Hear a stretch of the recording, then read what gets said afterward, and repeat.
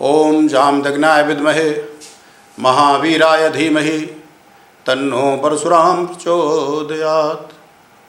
अभी तक हम लोगों ने प्रथम भाग में भृगुवंश के बारे में जाना। महाराज भृगु ऋषि कौन थे, ब्रह्मा के पुत्र थे और उनका क्या प्रताप था, उनकी संतानें कौन कौन सी हुई।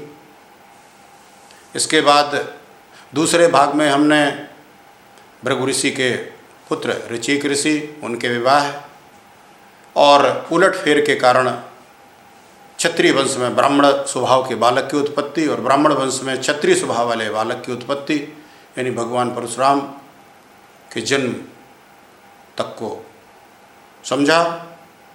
अब इस तीसरे भाग में हम देखेंगे कि आखिर है वंशियों का नाश भगवान परशुराम ने क्यों किया, ऐसी कौन सी आवश्यकता हुई।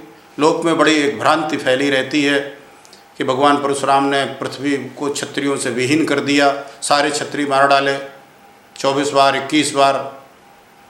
इस भ्रम को दूर करने की आवश्यकता है, क्योंकि हम जानते हैं कि उस समय से लेकर के और आगे तक त्रेता और द्वापर तक रघुवंश था, सूर्यवंश जिसे हम कहते हैं, भगवान श्री राम जिसमें पैदा हुए।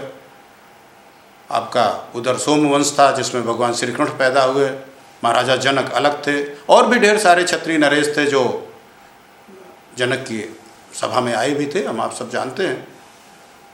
उन्होंने सिर्फ है वंशियों का नाश किया जो अत्यंत पतित और पापी हो गए थे, जो गौरव ब्राह्मण और संतों से द्वेष रखते थे। ऐसे लोगों का नाश किया था भगवान परशुराम ने। और कोई भी देवता वैसे भी किसी जाति विशेष के विरुद्ध नहीं हो सकता, कोई अवतार ऐसा नहीं हो सकता है। जैसे भगवान श्री राम ने रावण का वंश तहस विनाश किया, लेकिन ये तो कोई नहीं कहता कि रावण ब्राह्मण द्रोही थे, वो ब्राह्मणों का आदर भी करते थे। लेकिन यदि कोई ब्राह्मण कुल में उत्पन्न व्यक्ति राक्षसी स्वभाव वाला होगा और इस तरह के अगर व्यवहार करेगा, तो स्वाभाविक रूप से जो धर्म की स्थापना के लिए परमात्मा का अवतार होता है, उस धर्म की रक्षा के लिए अधर्मी व्यक्ति का विनाश होगा। ठीक इसी प्रकार से अधर्मी सहस्त्रार्जुन का सर्वनाश भगवान परशुराम ने किया, उनके सहयोगियों का किया। ये हुआ क्यों, इस पर चर्चा करेंगे। जैसा मैं कह रहा था, मैंने पिछले भागों में बताया कि अक्सर राज्य सत्ता और ऋषि सत्ता में टकराहट हो जाती थी, क्योंकि ऋषि सत्ता का सम्मान जन सामान्य करता था त्याग और तपस्या के कारण, और राज्य सत्ता को ये लगता था कि शस्त्र शास्त्र और पूरा ये साम्राज्य तो मेरा है, तो सम्मान मेरा होना चाहिए। भय के कारण जरूर राज्य सत्ताओं का सम्मान होता था। जो राजा समझदार थे वो ऋषि मुनियों का सम्मान करते हुए अपनी राज्य सत्ता को चलाते थे, लेकिन जो अहंकारी थे वो ऐसा नहीं करते थे और अक्सर इससे टकराहट ले बैठते थे और दुर्गति को प्राप्त होते थे। चाहे वो आपका दुर्वासा ऋषि की कहानी हो, चाहे यही आगे जाकर के हम लोग देखेंगे भगवान परशुराम का हो, और या उसके आगे द्वापर में देखेंगे कि जो परीक्षित था अभिमन्यु का पुत्र, उसने भी इसी राज्य सत्ता के घमंड में आकर के समीक ऋषि के गले में सर्प की माला डाल दी थी। और युद्ध तो नहीं हुआ था, लेकिन उनके बालक श्रृंगी ऋषि ने श्राप दे करके और उनको डसवा दिया गया था, जिसके लिए श्रीमद् भागवत कथा का एक तरह से वाचन होता है, आविष्कार होता है, पारायण किया जाता है। तो जमदग्नि ऋषि का बड़ा प्रसिद्ध आश्रम था, और जो इधर कार्तवीर नरेश के पुत्र थे, कार्तवीर बड़े प्रतापी राजा थे, बड़े धर्मात्मा राजा थे। प्रारंभिक काल में जो अर्जुन था, उसका वास्तव में नाम अर्जुन था, वो भी बहुत ही प्रतापी था, बड़ा प्रभावशाली राजा था, परोपकारी था, राज्य का विस्तार किया था, जनता का सहयोग करता था, जनसेवक था। लेकिन एक बार दत्तात्रेय भगवान से उनको वरदान प्राप्त हो गया। उन्होंने इसको अभिजित होने का वरदान दिया कि आपको कोई पराजित नहीं कर सकता है। बस इसके बाद तो उसका मद बढ़ गया। कहते ना, प्रभुता पाए काहे मद नाही। ये प्रभुत्व पा करके उसके अंदर भयंकर मद आ गया, जो नाश का कारण होता है। किसी भी प्रकार का घमंड यदि व्यक्ति के जीवन में आया तो उसे नाश को प्राप्त होना है। एक प्रसिद्ध श्लोक है ना कि विद्या विवादाय धनम मदाय शक्ति परेशम पर पीडनाय खलस्य साधो विपरीत एतद ज्ञानाय दानाय च रक्षणाय। विद्या विवाद के लिए, धन घमंड के लिए और शक्ति दूसरों को सताने के लिए दुष्टों के लक्षण है। लेकिन जो सज्जन लोग हैं वो विद्या का प्रयोग ज्ञान के लिए करते हैं, धन का प्रयोग दान के लिए करते हैं, सदुपयोग में करते हैं, और शक्ति दूसरों की रक्षा के लिए करते हैं।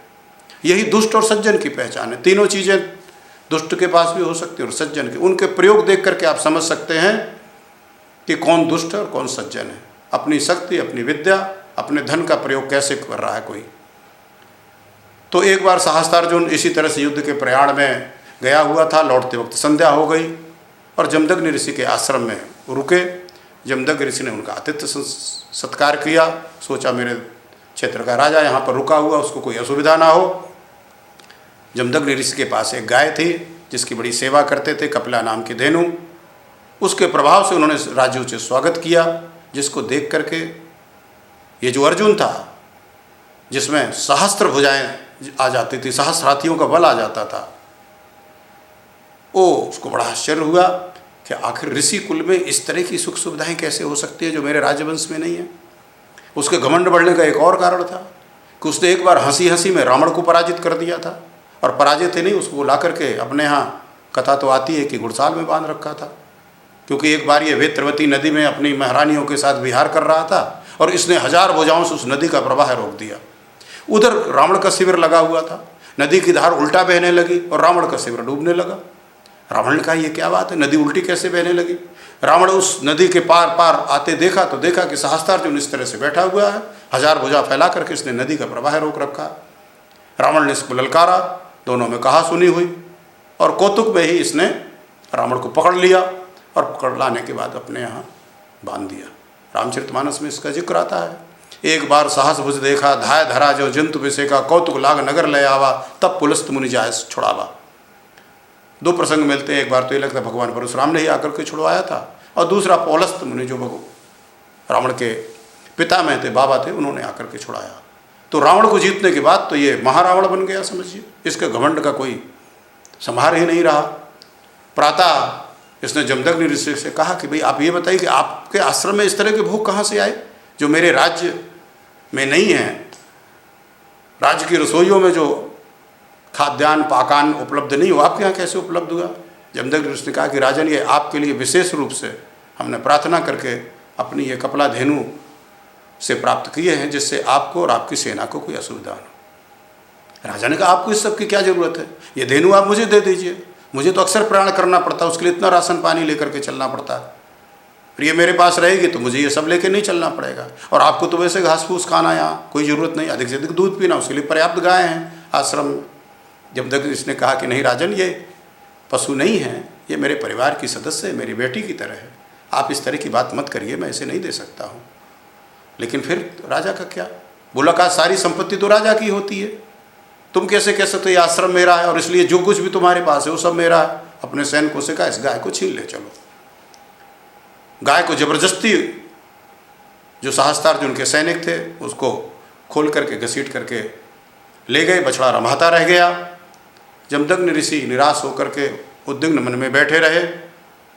जब राजा चला गया तो थोड़े समय बाद भगवान परशुराम आश्रम में आए। आश्रम की अव्यवस्था देख करके उन्हें आश्चर्य हुआ। माँ ने बताया कि आज उद्दंड सहस्त्रार्जुन आश्रम में आया था और उसका आतिथ्य सत्कार और सम्मान जो हम लोगों ने किया उसके बदले ये प्रणाम मिला। बछड़ा रंभा रहा है और धूर तो गाय लेकर के चला गया जबरदस्ती बलपूर्वक। भगवान परशुराम ने तुरंत अपने घोड़े को एड़ लगाई और महेशमती जो मध्य प्रदेश में इंदौर के आसपास का क्षेत्र है, महेशमती राजधानी थी, उसको ललकारा। राजा को नगर में प्रवेश करने वाला था। सहस्त्रार्जुन ने कहा अरे इस ब्राह्मण बालक की इतनी हिम्मत, अपनी सेना को कहा कि इसको घेरो और इसको मारो। इसकी इतनी हिम्मत कि यहाँ तक चला आया और मुझे ललकार रहा है। लेकिन परमात्मा से कौन लड़ सकता है, जो शिव का वरदानी है, जिसने पृथ्वी के शस्त्र और शास्त्र की सारी विद्याएं ग्रहण कर ली हों, उससे कौन टकरा सकता है। पल भर में ही भगवान परशुराम ने, जिन्होंने भगवान परशुराम को घेरा था, उनको समाप्त करके सहस्त्रार्जुन के हजारों भुजाओं को काट करके और कपिला धेनु को लेकर के भगवान आश्रम में लौट आए। जब लौट आए तो पिता जमदग्नि ने देखा कि इनके परुष में तो रक्त लगा हुआ। उनका बेटा ये क्या हुआ? बोले का पिताश्री, मैंने उस उद्दंड क्षत्रिय को दंड दिया है और जिन लोगों ने उसका सहयोग किया है इस गाय के अपहरण में, उनको भी मैंने दंडित किया है। जमदग्नि ने कहा कि नहीं बेटा, ऐसा नहीं करना चाहिए, हम लोग ब्राह्मण हैं, ब्राह्मण का स्वभाव सहनशील होना चाहिए, तपस्वी होना चाहिए। वो तो क्षत्रिय था, स्वाभाविक उसमें क्रोध आना है, उसमें सहनशीलता की कमी होती है, ये उसका स्वभाव है, हमें अपना स्वभाव नहीं बदलना चाहिए था। आपने उसका और उसकी सेना का वध करके एक तरह से पाप किया है, आप जाकर के प्रायश्चित करिए बेटा, तपस्या करिए।